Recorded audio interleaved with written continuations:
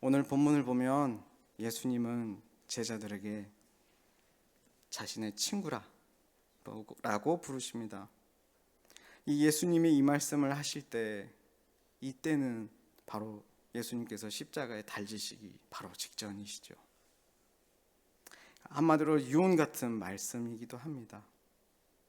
친구들이여, 나는 이제 죽고 나는 이제 너희들을 떠나야 하는데 하면서 되게 진지하게 하시는 말씀이시죠. 사실 근데 이 말씀 전에 예수님은 자꾸 뭐라고, 오늘 본문에도 나와 있거든요. 뭐라고 말씀하시냐면 나의 계명을 지켜라. 그 계명을 지킴으로 내 사랑 안에 거하라 라고 말씀하십니다. 근데 이 계명을 지키려는 이 우리 삶 속에 이 계명을 예수님께서 오늘 본문의 11절에 말씀하신 이 기쁨까지 누리는 이 지킴이 일어나려면 반드시 사랑이라는 관계가 필요하기 때문에 그렇습니다. 그래서 예수님은 그저 종이 아니라 너희들은 친구다라고 말씀하시면서 그 사랑을 말씀하시는 거죠. 그리고 예수님은 이 사랑의 완성, 친구가 자신을 다른 사람, 그 친구를 위해 생명을 버리는 그 사랑의 완성을 위해 이 말씀을 마치신 후 계속 걸어가실 것입니다. 오늘 저는 예수님이 말씀하신 이 친구의 의미가 뭘까 먼저 알아보고, 그리고 친구라 부르신 이유를 좀 살펴보려고 합니다. 먼저 우리를 친구라고 부르신 예수님, 이 친구의 의미는 뭔지 한번 알아보시죠. 당시 헬라적 배경에서 친구란 헌신과 충성으로 맺어진 깊은 관계를 의미했습니다. 단순히 좋아하는 사람의 관계를 넘는 관계죠. 유대 문화에서도 친구는 어울리는 사람, 동료 이상의 의미의 말이었습니다. 히브리어로 친구는 함께하는 자, 가까운 자, 동맹자라는 뜻을 가지고 있죠. 서로의 삶을 깊이 나누고 책임지는 그런 관계를 의미합니다. 구약에서도 하나님이 친구라고 부른 사람이 등장하긴 합니다. 우리 신약에서는 제자들이 대표적이고요. 제가 알기로는 구약에서는 두 사람밖에 등장하지 않죠. 아브라함과 모세밖에 없습니다. 아브라함과 모세는 방금 나눴던 그 친구의 그 내용처럼 하나님을 신뢰하고 순종하고 했던 그 믿음으로 따랐던 사람들입니다. 그런데 이제 예수님이 오신 이 신약 시대에서는 예수님이 친구라고 부른 사람이 많아지죠. 방금 전에 말씀드렸지만 제자들 일단 12명이 넘었습니다. 그리고 나사로에게도 친구라고 부르십니다. 근데 또 한편 요한복음 말고 마태복음에서는요, 예수님은 친구가 아니라 아예 가족의 개념까지 쓰십니다. 뭐라고 말씀하시냐면 아버지의 뜻대로 하는 자가 자신의 형제요, 자매요, 어머니라고 하시죠. 예수님이 말씀하시는 이 사랑 안에 거하라는 이 말씀 속에는 관계가 정말 빠지지 않습니다. 이 가족의 개념도 있고 오늘 본문에는 무엇보다 친구라는 이 개념이 분명하죠. 그래서 이 친구라는 단어는 당시 제자들이 분명히 알아들을 수 있었던 단어, 그리고 오늘날에 우리도 알아들을 수 있는 정말 일반적인 단어의 그 친구죠. 그러나 이 친구의 사이에 있는 그 우정에도 깊이가 있고 단계가 있다는 것이죠. 우리 그렇지 않습니까? 우리 청소년들 베프 이런 말도 쓰고 하는데, 짱친 이런 말 쓰는데 친구에도 깊이가 다르고 정도가 다릅니다. 근데 예수님이 우리를 친구라 부르시면서 보여주셨던 이 사랑은, 이 우정의 깊이는 바로 목숨을 내놓으시는 그런 사랑이셨죠. 어떤 사람 사이의 사랑보다, 우정보다 비교할 수 없는 그 큰 사랑의 그 사랑을 말씀하시는 거죠. 그 관계 가운데 예수님은 우리가 순종하고 그 말씀대로 지켜 행할 수 있음을 말씀하시는 것입니다. 근데 아까도 잠깐 나눴던 대로 왜 이때 예수님께서 제자들에게 친구라고 말씀하셨을까? 14장에서부터 보면 자신의 계명을 계속 지킬 것을 말씀하십니다. 나는 간다. 나는 떠난다. 근데 걱정은 하지 마. 내가 성령 하나님을 보내줄 거야. 또 다른 보혜사, 바로 또 다른 나의 영, 예수 그리스도의 영, 그리스도의 영이신 성령을 보내줄 거야 라고 약속하면서 계속 계명을 지킬 것을 말씀하시죠. 근데 이 계명을 지키는 것이 어떤 우리의 열심과 노력이 아니라 정말 하나님과의 사랑이라는 그 관계 안에서만 지켜지는 것이라고, 그 사랑 가운데 행해지는 것이어만 하나님의 사랑 안에, 그리고 자신의 말 안에 거한다는 것을 계속해서 말씀하시고 계시죠. 결국 예수님은 이 사랑의 관계를, 이 우정의 관계를 자신과 하나님 아버지, 그리고 바로 이 이야기를 듣는 제자들과 연결 지어서 말씀하시면서 이제 이 사랑의 완성, 이 마지막 걸음, 곧 십자가의 그 걸음을 앞두고 제자들에게 또다시 한번 우리가 빠지기 쉬운 종교적이고 자기의를 내세우고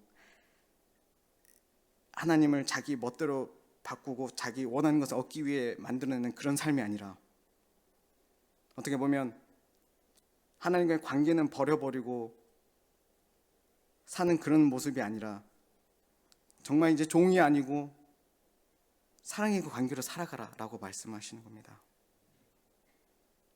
그 이유는 예수님께서 가져오실 구원이 가져올 변화 때문입니다. 십자가의 죽음과 부활을 믿는 이들의 삶의 그 핵심은 하나님과의 관계에 있기 때문입니다. 예수님은 이 사랑의 관계를 가져오시기 위해서 제자들에게 이 친구라 부르시면서, 이때 바로 이 시점에 친구라고 부르면서 말씀하시는 거죠. 14절에 제자들에게 말씀하십니다. 너희는 내가 명하는 대로 행하면 곧 나의 친구라. 하나님과의 관계에서 순종을 말씀하신데, 이 순종은 사랑의 관계에서만 온전해지기 때문입니다. 하나님께서 우리를 구원하신 목적과 그 이유를 꿰는 그 한 가지가 이 사랑의 관계라서 예수님은 말씀하시는 것입니다. 로마서 5장 8절에서 10절은 이렇게 말씀합니다. 우리가 아직 죄인 되었을 때, 하나님과 원수된 관계였을 때 하나님은 우리를 위해 예수님의 목숨을 내어주시고 자신의 사랑을 확증하셨다라고 선포합니다. 세상에 이보다 큰 사랑은 없습니다. 창조주가 피조물을 위해 희생합니다. 이 사랑이 우리의 신분을 변화시키고 우리의 존재를 새롭게 만듭니다. 이 사랑 안에서 하나님과 내가 친구가 되는 것이죠. 이건 엄청난 건데 감이 안 옵니다. 그래서 제가 고민해 보다가 한번 시도를 해봅니다. 자 이제 주입해야 돼요. 내가 일하는 회사가 있다고 생각합시다. 다들 직장인입니다. 회사가 있어요.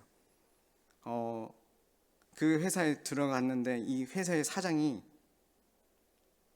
나와 직접 대면해서 만난 일이 생겼고, 그리고 사장이 이제 내 이름을 알고 있고, 그 사장이 어떻게 교섭해 하다 보니까 저와 친해진 관계가 되었습니다.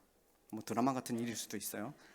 근데 이제 그 사장님이 이제 이런 친해진 관계 속에서 나를 연말에 수고했다라고 하면서 뭔가 편지를 써주면서 나의 소중한 친구 누구누구라고 해주는 겁니다. 직급을 불러주는 게 아니라 나의 소중한 친구 누구누구. 이 관계의 변화가 일어났을 때 나는 회사에서 이렇게 바뀌는 거죠. 시키는 일만 잘하면 되는 그런 어떤 회사의 직원이 아니라, 내가 얻고자 하는 월급만 바라고 살아가는 그런 직원이 아니라, 이제 그 회사가 내 삶에 굉장한 의미가 되어주고, 또 그 회사의 일을 대하는 내가 완전히 달라져서 회사에 일을 할 때 자발적이고 너무 기쁜 일이 되는 것이죠. 그렇게 변화가 되는 것이죠.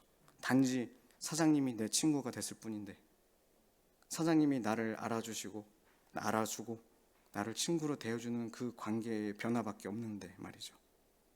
친구라는 이 사랑의 관계로 인해서 나의 일하는 태도, 나의 직장에서의 어떤 다른 사람을 대하는 태도, 이런 많은 것들이 달라지는 겁니다.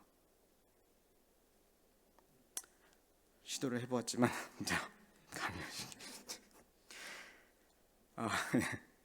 그러나 우리는 우리 일상에서 예수님을 믿었다고 해서, 하나님을 믿었다고 해서 이런 극적인 삶의 변화들이 안 일어나고, 알죠. 변해야 된다는 거. 하나님을 사랑으로 내가 이렇게 말씀대로 순종해야 되고 살아가야 되는 거 아닌데 안 될 때가 너무나 많습니다. 오늘 본문은 그런 면에서 단순히 예수님이 우리를 사랑하셨으니 우리도 사랑으로 반응하자 뭐 이런 교훈은 아닙니다. 저도 그것을 전하려는 건 아니고요. 정말 예수님이 먼저 친구 되어 주셨다는 이 복음을 저는 저에게도 그리고 여러분에게도 들려주고 싶습니다. 이 복음이 아니면 오늘도 우리가 쫓고 바라고 있는 것을 따라서 우상을 또 스스로 세울 거거든요. 스스로 종이 될 겁니다. 오늘 아침 이렇게 말씀하시는 사랑의 관계를 냅두고 내 열심과 노력으로 하나님의 사랑 안에 거하려고 할 겁니다. 심지어 교회에서조차 말이죠. 지칠 수밖에 넘어질 수밖에 없는 종교 생활로 우리는 또 갈 겁니다. 오늘 365일 말씀 통독 해야지. 오늘 큐티 빠지지 않고 해야지 하면서 정말 하나님과의 관계 안에서 기쁨을 누리고 충만해져야 될 하나님이 주시고자 하는 그 복들을 우리는 누리지 못한 채 우리는 슬프게 또 한 걸음, 무겁게 한 걸음 내딜 수밖에 없습니다. 하나님은 이런 우리를 구원하시기 위해서 오늘 아침도 말씀으로 자신을 스스로 나타내시죠. 인간이 스스로 세운 우상과 자신이 다름을 오늘 말씀을 통해 스스로 보이시는 겁니다. 예수님의 그 증거죠. 십자가는 하나님의 우정이 완성된 자리이고 그 그리스도 안에서 우리는 하나님과 화목하게 되었고 하나님의 마음을 알고 그 뜻을 함께 품는 자가 되었다는 것이죠. 그래서 예수님을 알고 믿게 되고 진정 사랑하게 되면 우리는 뭔가 하고 싶어지는 겁니다.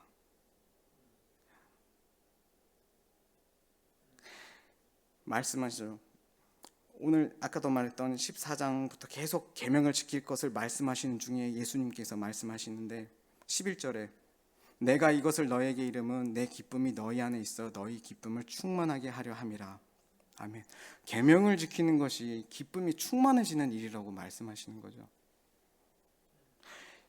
이 기쁨이 충만해지는 방법, 예수님이 십자가를 참으시고 그 순종의 길을 걸어가셨던, 자기를 내어주시고 죽기까지 내어주셨던 그 길은 기쁨의 길이었다는 것입니다. 왜냐하면 하나님과의 완전한 연합, 그 사랑의 관계 안에서 걸으셨던 길이기 때문이죠. 하나님과의 동행했던 그 길이었기 때문이죠. 예수님은 그 기쁨을 우리에게 알려주시고 싶으신 겁니다. 그리고 그 기쁨은 우리의 어떤 환경의 결과, 어떤 우리의 기준에 만족돼서 오는 그런 기쁨이 아니라 관계의 결과라는 것. 예수님이 말씀하신 내 기쁨이란 예수님이 아버지께 순종하면서 누리셨던 하나님과의 일치와 사랑의 교제에서 오는 기쁨을 말하는 것이죠. 그래서 예수님은 이 사랑의 교제로 우리를 오늘 초대하십니다. 너희를 친구라 하였노니 내가 내 아버지께 들은 것을 다 너희에게 알게 하였습니다. 이제 우리가 우리 입장에서 이것하고 저것 해야지가 아니라 예수님은 나와 이것 같이 하지 않을래? 우리 아버지가 우리 이것을 원하니 우리 함께 걷자 라며 기쁘게 우리를 초대하시는 겁니다. 우리는 그 안에서 기쁨을 분명 누릴 것이고요.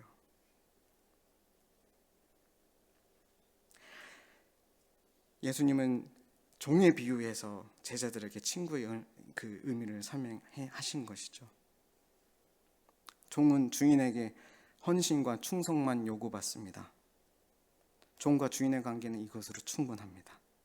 근데요, 우리가 이것을 예수님이 아니고 하나님이 아닌 다른 것으로 바꾸는 순간 우리는 이 괴로움 속에, 무거움 속에 살다가 기쁨도 잃어버린 채 죽어간다는 것이죠. 말씀 마치려 합니다. 14절 말씀처럼 하나님의 명하는 대로 행하는 사람, 즉 하나님을 따르는 사람인 우리는 종이 아니라 자신의 친구라고 오늘 예수님은 우리에게 말씀해 주십니다. 종은 다시 한번 명령만 듣고 따르지만 친구는 마음을 나누는 존재라는 것. 예수님은 단순히 명령받는 종으로 제자들을 단순히 명령받는 종으로 두시지 않고 하나님의 마음을 함께 아는 자로 부르셨다는 것, 사랑의 관계로 초대하셨다는 것. 오늘 본문을 말씀하신 예수님께서는 이제 곧 잡혀가시고 고난을 받으시고 죽음을 맞이하시지만 예수님은 제자들을 향해 또한 배반할 제자들이었습니다. 그런 제자들을 향해 너희는 나의 친구라라고 말씀하시죠. 혹시 여러분의 삶 속에 난 예수님을 배반했어, 혹은 나는 하나님께 정말 부끄러운 죄를 지었어. 아니요. 예수님은 오늘도 우리에게 말씀하시는 겁니다. 넌 나의 친구야. 그리고 난 너를 위해 목숨을 아낌없이 줄 수 있단다. 나와 함께 동행하지 않을래? 나와 함께 우리 아버지의 일을 함께 해나가지 않을래? 기쁨이 충만할 거야. 정말 쉽고 즐거울 거야 라고 말씀하시죠. 피조물인 인간이 창조주 하나님의 가족이자 친구가 되는 놀라운 일, 그 일에, 그 관계에 예수님께서 오늘 우리를 초대하십니다. 우리 하나님께 네, 그렇게 살고 싶어요 하고 응답으로 기도로 나아가는 시간 되시기를, 귀한 기도의 시간 되시기를 주님의 이름으로 축복합니다. 기도하겠습니다.